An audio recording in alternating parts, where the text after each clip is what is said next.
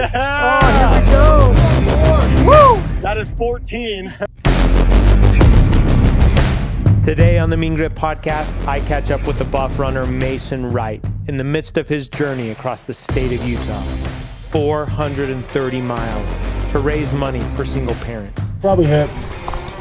My goal is 40 today, like mentally that's my goal. Some blame the challenges in life for their failures. If we hit 35, we hit 35. If we hit 45, we hit 45. It doesn't really matter, so. Others embrace those challenges to fuel their success. Even when you feel alone, there are people like Mason who have your back and are willing to go the distance. You doing good? Do you need water? How many calories are you consuming each day? About 10,000 roughly. I tried to push. I have to just because of the state of where my legs are at, I have to get the right step on the push off. And that's the only way I can get into a jog stride. I'm feeling so good, I don't want to stop for too long. Listen in as we talk about the mindset, the path, and the purpose of Mason Wright. Oh, this is awesome. I'm out here with Mason Wright, the buff runner, and you're looking really good. Yeah. I'm so excited for you, man. I know that the last couple of days have been a trial. Yeah. Tell me about it. Yeah, day 1 and 2 were a blast. I was cruising. I was dropping even 9 and 10 minute miles. Wow. In my first 2 days, which is probably part of the reason I'm in the spot that I'm in. But yesterday, or it was Sunday night, my calf really started to bug. I stepped off a curb a little funny. When your legs are this tired, one little misstep can destroy your body. Yeah.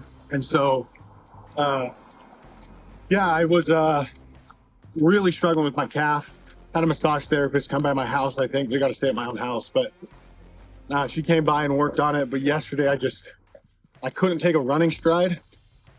So we just walked the whole day. Yeah. We cut the day early as well, time wise too. Did about 10 and a half, 11 hours yesterday. Calf's obviously not great still, but we're moving. It's awesome. We're moving. I want to go back and give you a little context here of what Mean Grit is. Mean Grit is finding ordinary people, or the mean people on the average, who can just grind. Yeah. And that's the grit. And you fit that description so well. I mean, you've been grinding in so many different aspects. But give me a little bit of context. Where are you from? Where did you grow up? And how did you lead to having a passion for single parents? Yeah, so I was born in Vegas. I was raised in Utah. My dad went to prison when I was 4. Made my mom a single mom, and we kind of bounced around. Just family member to family member. Just kind of getting by with my grandparents for a bit. Mom got remarried. To my stepdad, who ended up passing away when I was 10, pretty tragically, which again left my mom in a really bad spot, unfortunately, just because he had a lot of dental school debt, and those things aren't forgivable by death. And yeah. So as a single mom, she had no degree, 2 kids, and so she's worked several jobs at times just to make ends meet. And thankfully, we had family support. And we're able to have a place to live, and that's why I'm doing this. Is there are so many people who don't have those family supports that we had, that allowed us to succeed. And so organizations like the Single Parent Project, who I'm running for, provide those assets, whether it's helping buy groceries, helping with a car payment, helping with rent, any of those things. I mean, we all know how much groceries cost, so imagine if you get your groceries covered for your family. That's a big deal. It is. It's a big deal. And how do single parents typically get in contact with the Single Parent Just Project? reach out to the organization. If anybody's a single parent and needs help and needs support, you just reach out to them, and they do a full assessment to find out what your needs are and how they can support you. And one of the things I'm a big advocate for, which is why I have the ability, I think, to be out here now, not just because of my mom's hard work, but with sports. And so they pay for a lot of kids' sports, which are expensive. Yeah. They're really expensive, and so being able to have something that can help pay for those sports is a big deal. And it just, I think, I mean, you can speak more to this, but sports provides a structure for youth that sets them up for more success in life. Yeah, 100%. That's so awesome. 100%. So I know that people can donate directly. They can buy merchandise where portions of the purchase will go to the foundation. Is there anywhere else you want to send people to? Yeah, so the 3 places you can go donate directly to the Single Parent Project at thesingleparentproject.org. You can get our official Run Utah merch where $10 of every shirt gets donated. And that's through deathmarchrunningcompany.com. And then they're also one of our presenting sponsors for the run. Or you can go to my website, which is where you can see the route and you can see all the sponsors we're working with. You can meet the crew. Everything is on there. And that's buffrunner.com/runutah. And you can donate directly through there as well. So please go donate. I mean, this is such a great cause and it's ongoing. So you'll watch this episode in 2 years from now, 3 years from now. It's going to keep going. So go and donate. Yeah, we're running across America next year. So this is the warm up. I love it. Oh yeah, jinx. I love it. So let's get a little bit more personal, Mason. What drives you to go across the state of Utah? 430 miles. Oh, yeah. I've been asked this question a few times. I think the context is a little different each time, but like, it's just to like give back to, I mean, my mom and just single parents in general. Like, yeah, I don't think you can ever repay your parents, nor will they let you. Right. Just like how if I had my own kids, I wouldn't let them. And so by giving back to the single parent community as a whole, it feels like in a way that you can just give back to your loved ones and the ones that help take care of you so that they can help take care of the people around them. So. Yeah. There's a physical toll that is taken when you are going these types of distances over multi-day periods. Talk to me about some of the preparation you did to get physically fit. Just a lot of running. Just a lot of running. Time on feet. I purposely ran slow. Or actually, I did this route or this section of the route a couple times around right now, just because you can kind of see there's not really a shoulder.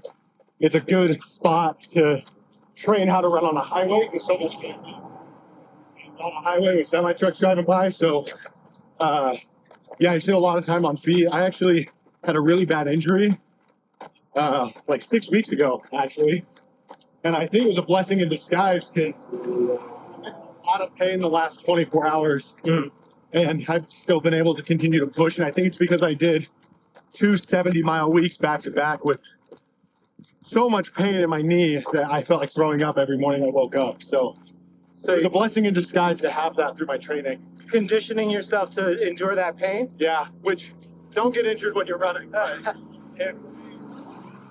For me, it was a blessing in disguise. So what's kind of the mindset that you get in when you get into these stretches where probably not going to be seeing as many people, not as many convenient stops? What's the mindset? That I get the choice to be out here. That's kind of goes back to the drive question of like, single parents don't get the choice to get up. They can be exhausted. They're working 3 jobs, barely making ends meet, and they have their kids at home they have to take care of. And they don't get to take a break. At any given moment, I can go sit in my van. Yeah. And so that's what drives me, and that's the mindset is I get this choice, and so I'm going to be out here showing just you can define impossible, and the single parents define impossible every single day. Yeah.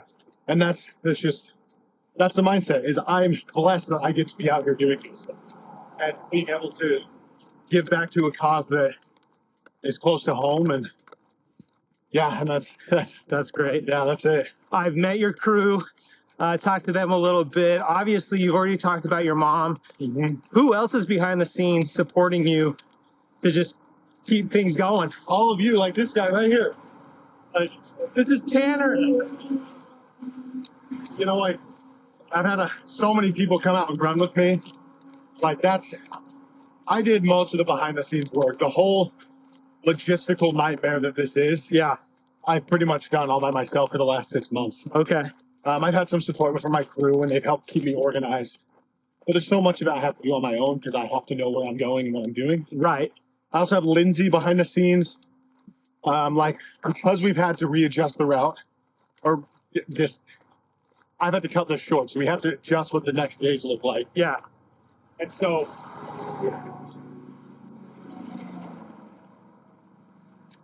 Lindsay, she's like our logistics coordinator who's actually living in Colorado. Wow. She's behind the scenes and she'll actually reroute the rest of this run for us. Okay. So she's helping keep things just moving and grooving on the back end. That is awesome. What do you like to do for fun when you're not running? Run. Run. I love video games. I'm a nerd, big time. Dungeons and Dragons. Okay. I'm a big time nerd. It might not look like it, but you fit the bill. That's big time nerd. And I also weirdly, again, I'm a nerd. I make mead for fun. Okay. And it's all like video game inspired. So, yeah, big time nerd. What's your go-to recovery meal? Out here or in general? Just in general. Okay, so I'm a dietitian. Okay. I'm a sports dietitian. Yeah. So that's yeah, I love this question. Something I did all the nutrition for this, which made this so much easier, knowing what I was doing. But my favorite meal for recovery is actually a smoothie. I do, you do 1 cup or half a cup to 1 cup of frozen blueberries, whatever milk you like, a banana, a tablespoon of chia seeds, peanut butter, and protein powder. If you want to throw strawberries in there, spinach, kale, anything else you want to throw in there, the other things kind of mask the flavors. Yeah. And so you can make it this like powerhouse. I'll sometimes add hemp seeds, but that's the base recipe. I have that pretty much daily. We don't have the room for frozen blueberries out here. Yeah. So I'm doing everything else except frozen blueberries. I have 1 to 2 of those smoothies a day. Okay. While I'm out here as well. So my supplements that I use kind of is where on that line is. And this is in general as well, not just while I'm out here, but I creatine every day. Yep. Fish oil, ashwagandha, and normally I take vitamin D, but I'm getting So much. beyond plenty of that right now, so I'm not taking that while I'm out here. And then electrolytes. And that's just like, not just while I'm out here, but in general. Yeah. If somebody is interested in getting into long distance endurance sports, where's a good spot for them to start? Just start. It was funny on day 2, beginning of day 2, running through Ogden, and I had no idea, but I ran past the gym I used to work out at my first years of college, and it was the gym where I did my first ever run. I weighed 270 pounds at the time. Wow. And I ran half mile and I passed out. And it's just That is a transformation. that's what you have, I think that's something people get scared of, is you go for that one run and it sucks. Yeah. It always does. The first 10 are going to suck. I'm sure all of us here can attest to that. Like the first runs suck. You just have to keep going and find something to run for. So Spartan races were my thing. I raced as a pro for a bit, had a lot of fun doing that. And that's what helped me discover it. So find something. Yeah. Sign up for a local 5K, sign up for a Spartan race, sign up for whatever. And then eventually